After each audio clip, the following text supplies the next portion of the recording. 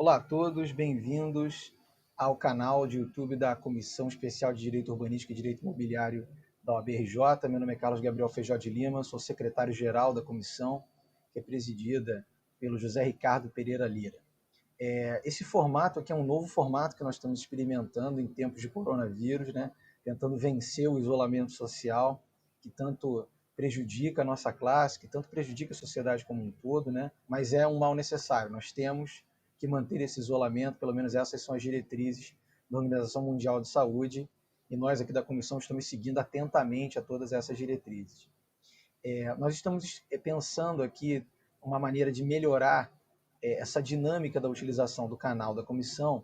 Nós decidimos por fazer cápsulas de direito imobiliário, ou seja, trazer um especialista para falar sobre um tema de relevância em tempos de coronavírus ou de relevância do direito imobiliário, e a nossa escolhida como primeira, vamos quase uma cobaia desse nosso experimento aqui, é Ana Beatriz Barbosa, advogada, especialista em hotelaria, que vai tratar exatamente dessa temática, hotéis e essas circunstâncias do Covid-19. Ana, se apresenta aí para o pessoal. Oi, boa tarde, enfim, bom dia. Muito obrigada pelo convite, Carlos. Eu estou muito feliz de estar sendo a cobaia nessas cápsulas de direito imobiliário. Eu acho que vai ser um formato muito produtivo. Eu trabalho há 20 anos com o mercado hoteleiro, estruturando hotéis e shopping centers. Fiz mestrado fora, fiz mestrado em NYU. E é uma área que eu acho assim muito feliz, porque ao final do trabalho você tem pessoas tendo prazer, né? É uma área que dá prazer em trabalhar, eu gosto muito disso.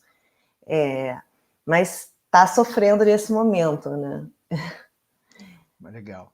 Bom, vamos lá. A gente estruturou aqui algumas perguntas para você, Ana, e aí você responda dentro do possível. O formato aqui nosso é um formato um pouco mais curto que os webinários que o pessoal está acostumado. Mas então, para a gente não perder mais tempo, eu vou começar com a primeira pergunta. Ana, o mercado hoteleiro sofreu com coronavírus, com Covid-19, e nós tivemos cortes de voos, cortes de portos, né? Ou seja, cruzeiros não podem chegar mais, tivemos decretos que impedem o funcionamento de diversas atividades.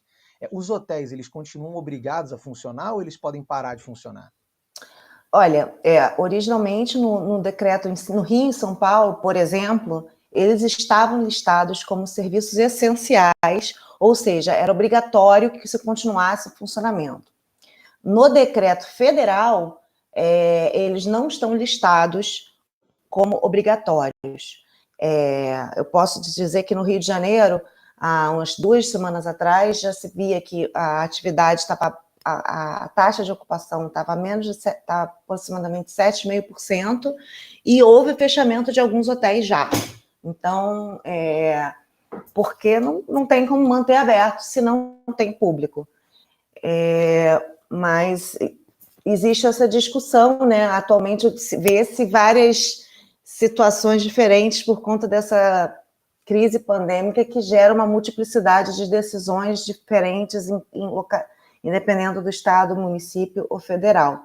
Então, assim, federalmente não, mas existe alguns municípios que estavam listando como atividades obrigatórias, essenciais.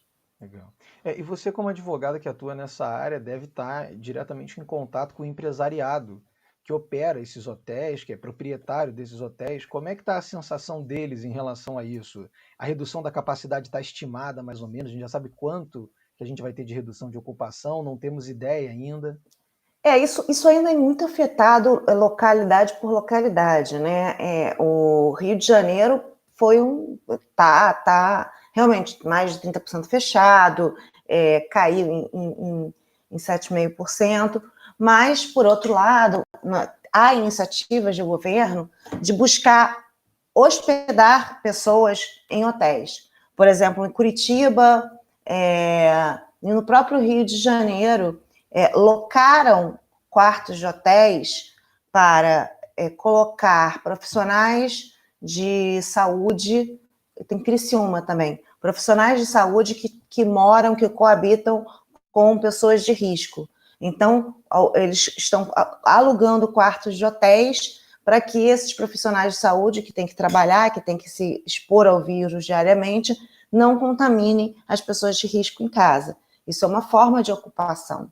No Rio também fizeram locações de quartos de hotéis para hospedar idosos que tenham um mínimo de capacidade de vivência sem ajuda, de comunidades para se habitar nos hotéis, para evitar o contágio, enfim, dentro das comunidades. Então, isso já está sendo uma forma alternativa de ocupação. Então, isso pode estar ajudando um pouco de equilíbrio. Mas, dependendo da localidade, o turismo havendo a declaração de isolamento social e inviabilizando a entrada e saída, realmente a atividade fica muito prejudicada. Bom, então, acho que, sem sombra de dúvida, a expectativa é de observar, né, os próximos meses para ver o tamanho do problema. Problema nós teremos, a questão é observar o tamanho dele. E as requisições administrativas? Porque nós temos notícia, né, de que o Estado lato sensu, ele vai ter a possibilidade de solicitar leitos, ou os quartos de hotéis como leitos hospitalares para aquelas pessoas que tiverem com determinados quadros de determinada intensidade do Covid-19. Como que vai funcionar isso? Você já tem notícia? Temos. Teve a notícia em Salvador, que veio essa lei, né, municipal. Há uma intenção de um projeto de um deputado de tomar um hotel fechado em BH, e no Rio houve um decreto estabelecendo já a possibilidade de requisições administrativas de hotéis para fazer frente, para ser utilizados como leitos para casos menos graves. A ideia é esvaziar os hospitais de casos menos graves, eventualmente de outras doenças que não sejam o Covid, que tem toda essa cuidado de contágio, para que haja mais leitos disponíveis para os pacientes de maior gravidade dentro dos hospitais, né, que estão sobrecarregados.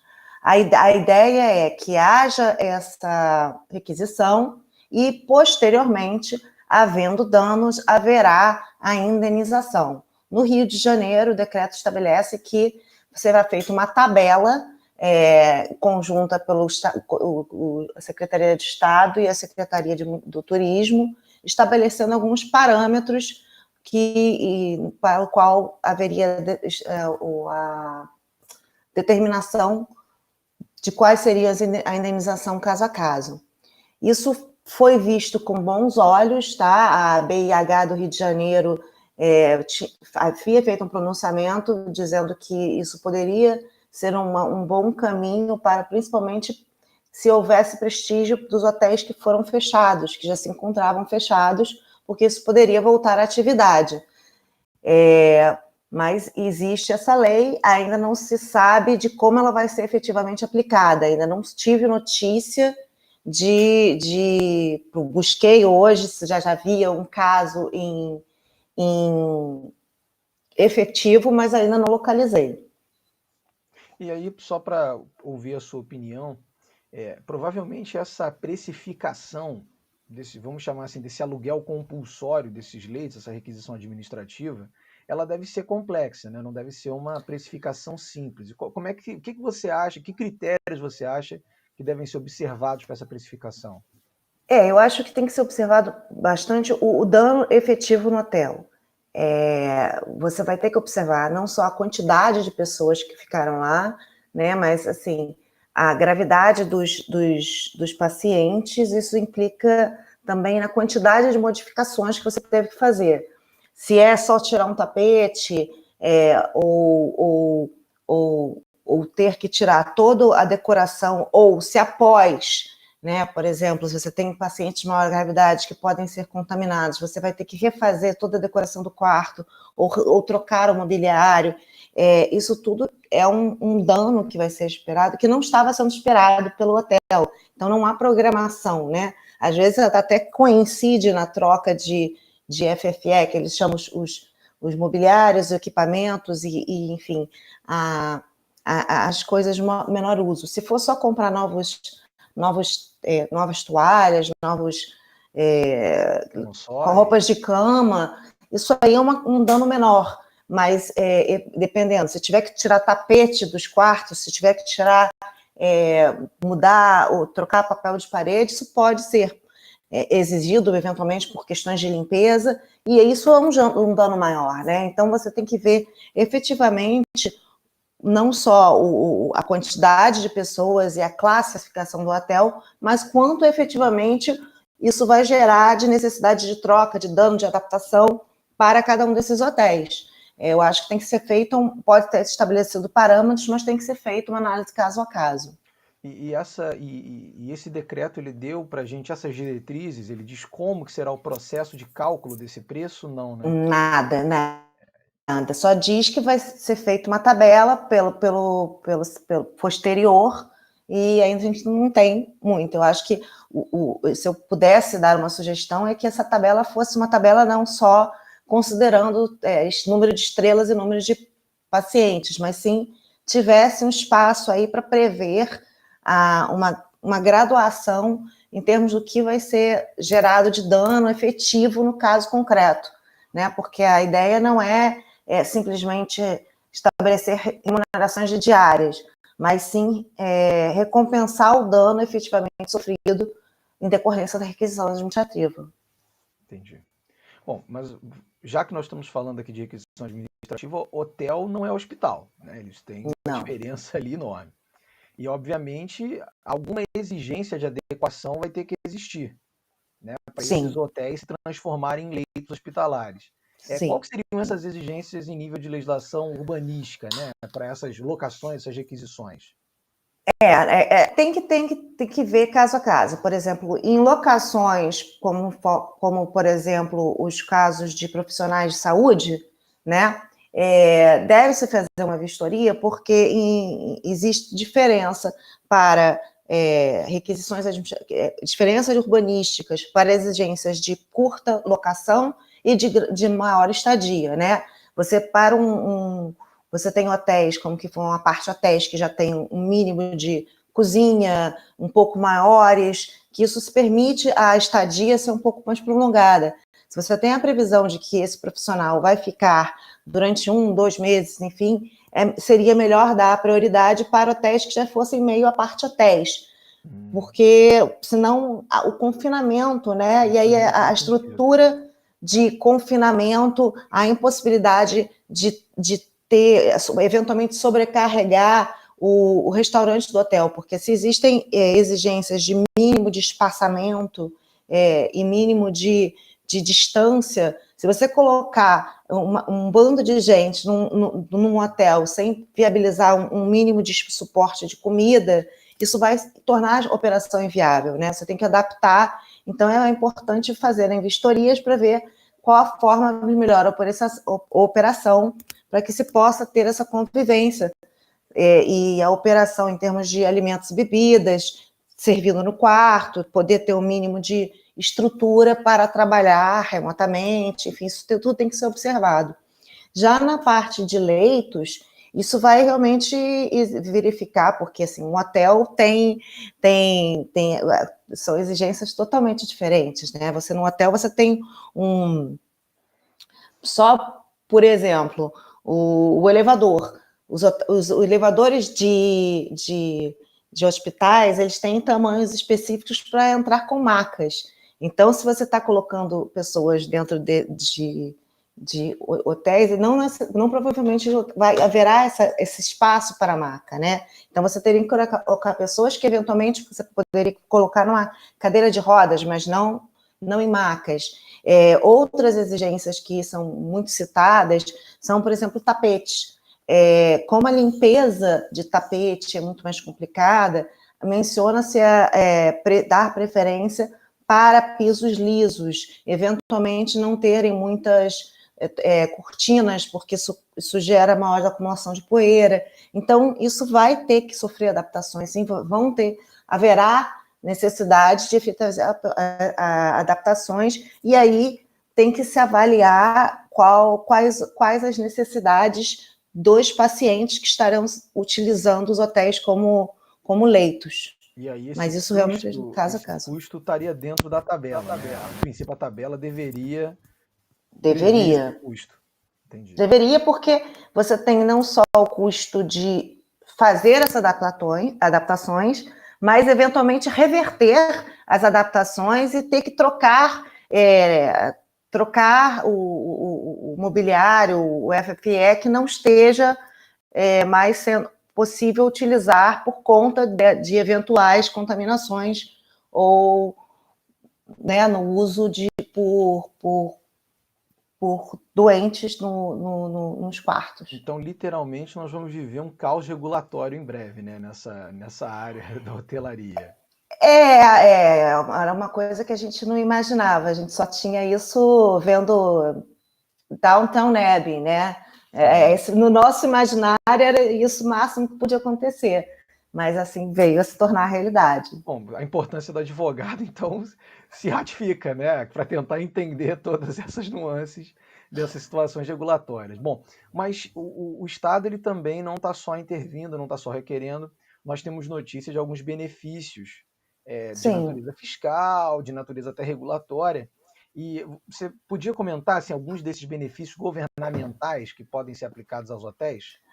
Existe aí foi anunciado linhas de créditos, né, seja para fazer frente a capital de giro, seja para fazer frente a pagamento de salários com exigência de mínimo de manutenção do profissional, possibilidade de cancelamento, possibilidade de suspensão de contratos de trabalho, as linhas de créditos específicas foram delegadas para o direito de qualificar os eventuais beneficiados por determinados bancos, se não me engano, a Caixa, o Itaú, o Bradesco, mas a questão que se vê é que o empresariado tem dito que não está fácil conseguir esse benefício, né? Assim, teoricamente ele existe, mas a implementação não está sendo tão fácil assim,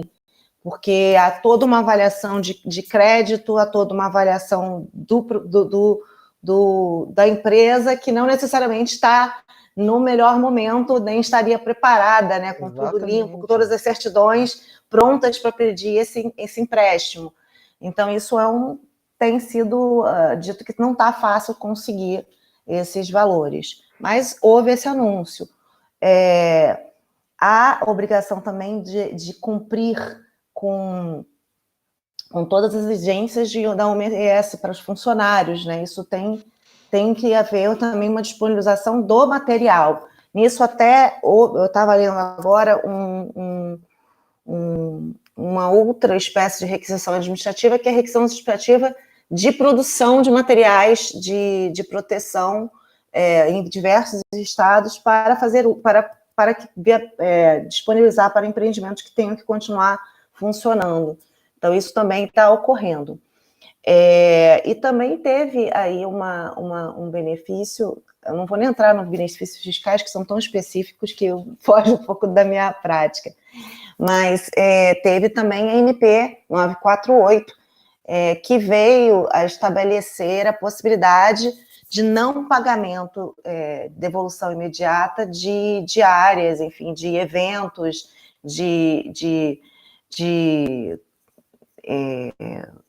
eventos, restaurantes, shows, se houver uma tentativa de negociação, que eu acho que foi uma iniciativa muito ponderada e muito razoável. A MP que entrou em vigor estabelece que nos próximos 90 dias há de se haver a oferta ao público consumidor de possibilidade de reagendamento de diárias, de viagens, possibilidade de agendamento de eventos também, a crédito para utilização posterior ou algum outro tipo de acordo entre o consumidor e as empresas e serviços de hotelaria listados de turismo listados na Lei 11.771, que é a Lei do Turismo, e restaurantes, bares, casas de show, não são só os que estão digitados no 11.771, mas aumentou um pouco isso.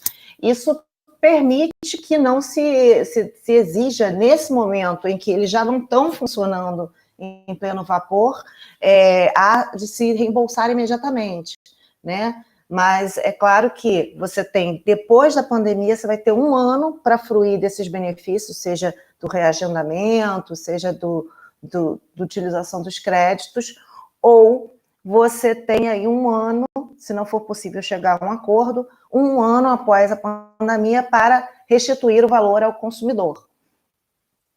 Isso me parece uma medida efetiva porque dá um prazo suficiente para a pessoa remarcar as férias, né? O hotel, o restaurante voltar a atuar com força total para superar esse momento e aí depois ter o mínimo de crédito para fazer frente a essas eventuais exigências de reembolso. E, bom, já que nós entramos na medida 948, como toda medida provisória, nós olhamos para as medidas provisórias com alguma desconfiança, né? A gente tem um pouco de medo desse legislar por medida provisória, mas me parece que essa política foi uma política acertada. Como que o mercado está recebendo a notícia dessa política? E aí uma outra pergunta é, vocês temem que, de alguma maneira, especialmente em se tratando de matéria de consumidor, que essa MP venha a ser flexibilizada? E qual que seria o procedimento para os hotéis para fazerem essa comunicação inequívoca aos seus consumidores? Existe algum procedimento definido? Não? Ainda não há um procedimento definido, tá? O Ministério do Turismo está em discussão. Realmente, o que se vê os consumeristas, a maior parte das pessoas, a reação isso é um absurdo, os consumidores estão sendo prejudicados, pessoas físicas que já estão sofrendo de crise. Eu vou conversar, que eu até fui entrevistada pela Hotelier News nesse sentido, e eu vejo diferente. Eu acho que nós estamos falando de um empresariado que emprega milhares de pessoas, né? São camareiras, são chefes de cozinha, são garçons, e que se você não tiver um mínimo de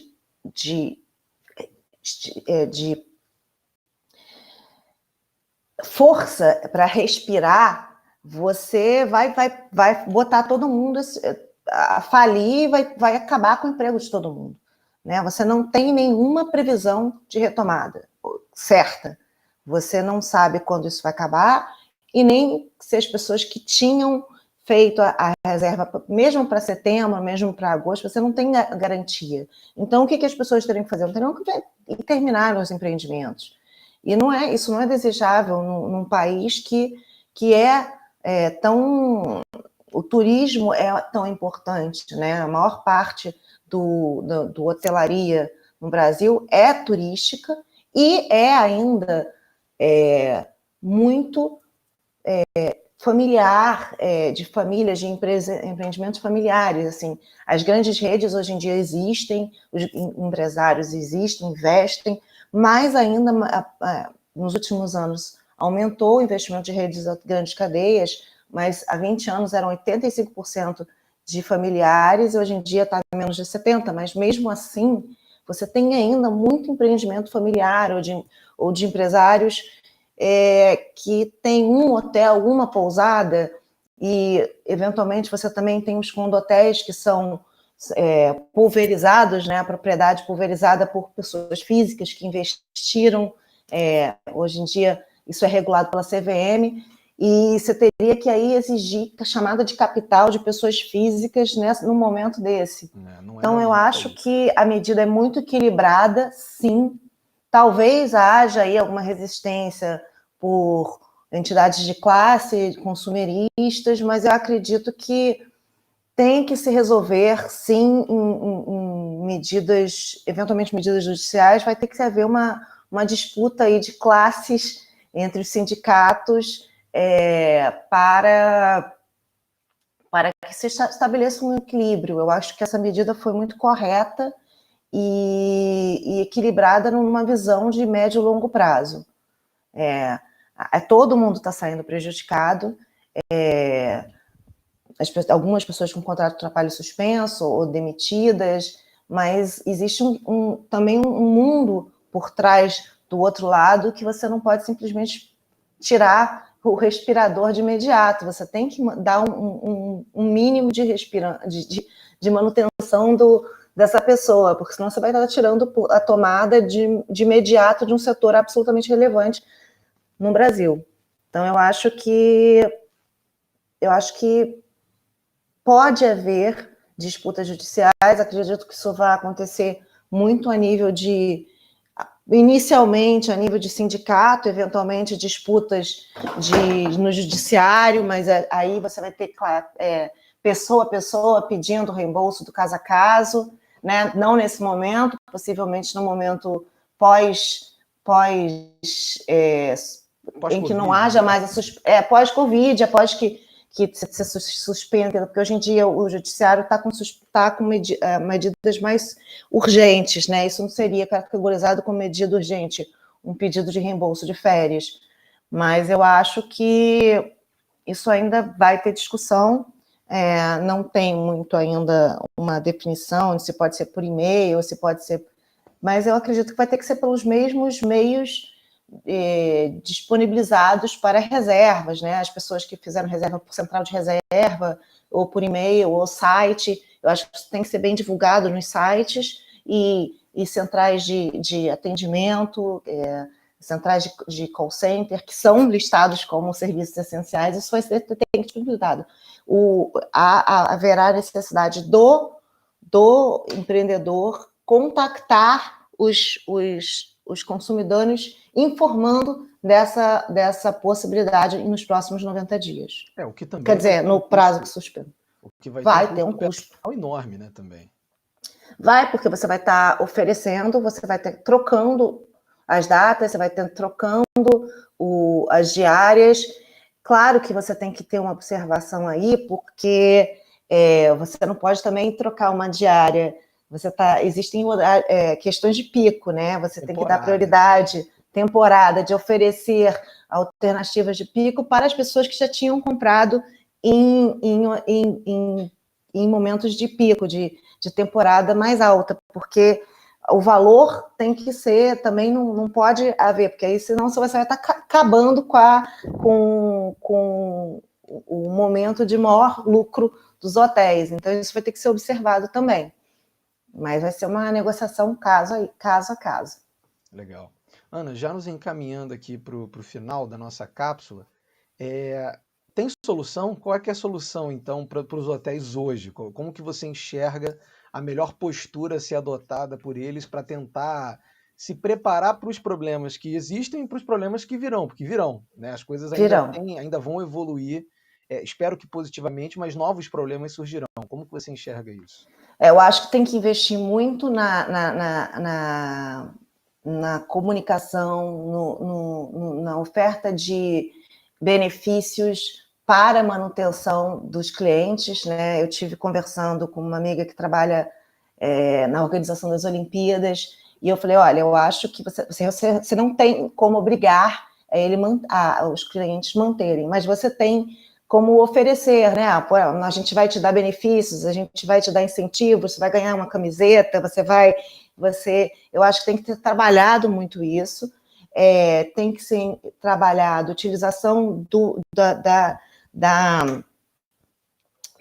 pessoal humano, eventualmente, para atividades um pouco diferentes do que eles estão fazendo, eventualmente, no caso de suspensões, pode-se manter também a atividade de restaurante utilizando para delivery, isso que tem que ser feito, existem já aplicativos em que você pode se oferecer para fazer trabalhos temporários em alimentos e bebidas, isso aqui já tem em São Paulo, já está criando no Rio, então isso é uma alternativa para os profissionais, e eu acho que a gente tem que ver a questão sim, e aplicar com parcimônia nesse equilíbrio consumidor ou governo e empreendedores. Eu acho que a ideia é que se equilibre e se permita a devida remuneração pela utilização eventualmente de leitos do hotel para fazer frente a hóspedes e, sim, possivelmente privilegiando, claro, sempre do possível, o pagamento de diárias adiantadas, né? No caso da aquisição administrativa, isso não fica tão fácil, mas nas locações para enfim, colocar pessoas que estão saudáveis, isso deve ser privilegiado para que mantenha-se o capital de giro dos empreendimentos. Legal. Ana, em nome da comissão, queria te agradecer a participação aqui na nossa primeira cápsula. Para mim já foi um sucesso, o seu domínio do tema, sem sombra de dúvida, brilhantou aqui esse nosso projeto. Eu queria que você fizesse aí suas declarações finais para a gente poder encerrar. Não, eu queria agradecer muito a iniciativa, fico feliz que você considere como sucesso, para mim é um prazer falar sobre o tema, estou à disposição sempre para as dúvidas, enfim, estou muito feliz de estar participando, eu espero que a gente continue, eu queria parabenizar a comissão, tem feito um trabalho fantástico, se inovando, sempre se reinventando e se adaptando com uma rapidez incrível.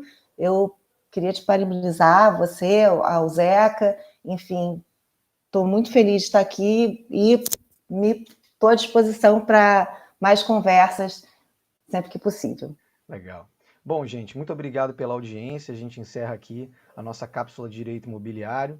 Acompanhem a comissão nas redes sociais, a comissão está no Instagram, está no Facebook. E agora sigam também o nosso canal da Sedude OAB RJ no YouTube. Muito obrigado, até a próxima. Até a próxima.